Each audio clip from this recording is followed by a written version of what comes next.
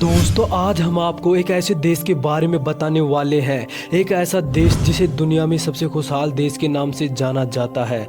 एक ऐसा देश जिसके पास खुद की नौसेना और वायुसेना नहीं है। एक ऐसा देश जहां पर प्लास्टिक की थैलियां पूरी तरह से बैन है। दोस्तों हम बात कर रहे हैं भूटान देश की। चलिए दोस्तों अपनी अपनी सीट बेल्ट बांध लीजिए, निकलते हैं इस खूबसूरत देश के सफर पर। दोस्तों वीडियो को लाइक और चैनल को सब्सक्राइब भी जरूर करें। दोस्तों भूटान भारत और चीन की सीमा से लगा एक खूबसूरत देश है जिसे दुनिया में सबसे खूबसूरत देशों में से एक माना जाता है।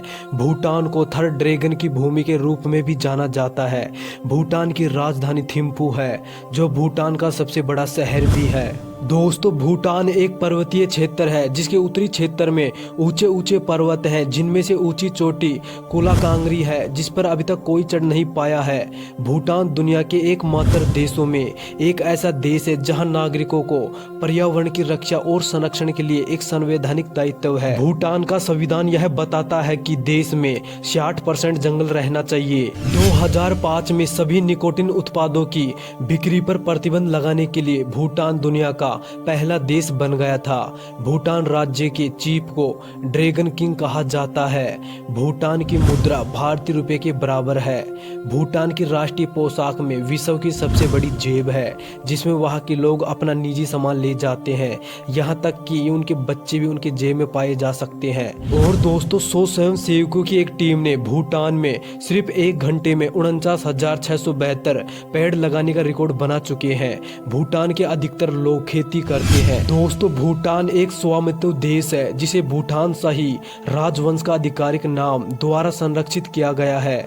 भूटान का आधिकारिक धर्म बौद्ध धर्म है और इसकी आधिकारिक विचारधारा खुशी है। इतना ही नहीं, केंद्रीय टेलीविजन केवल 1999 में भूटान ने शुरू किया था। भूटान की भूमि का 70% हिस्सा वनों से घिरा हुआ है और भूटान के संविधान के मुताबिक भूटान का 60% भूमि क्षेत्र जंगल होना चाहिए। दोस्तों भूटान दुनिया का एकमात्र देश है जहां तंबाकू की बिक्री पर प्रतिबंधित है। भूटान के पास नौसेना और वायुसेना नहीं है। यह वायु समर्थन के लिए भारतीय वायुसेना पर निर्भर करता है। भूटान में प्लास्टिक की थैलियों पर प्रतिबंध लगा है। वहां के लोग कागज से बने बैग का इस्तेमाल करते हैं। भूटान को दुनिया में सबसे खुशहाल देश का नाम दिया गया है। दोस्तों हैरत की बात है कि भूटान में ट्रैफिक लाइट नहीं है, इसलिए सभी धीरे धीरे ड्राइव करते हैं। भूटान में सबसे पहले 1974 में विदेशी पर्यटकों को अनुमति दी गई थी। भूटान का राष्ट्रीय पशु ताकीन है जो बकरी और हिरण के जैसी होती है। भूटान के राष्ट्रीय खेल तीरंदाजी और डार्ट्स है। भूटान में बहुत सख्त कानून है और यहाँ शिकार करना अपराध है। यदि कोई पकड़ा गया तो उसे कम से कम 15 साल की सजा हो सकती है।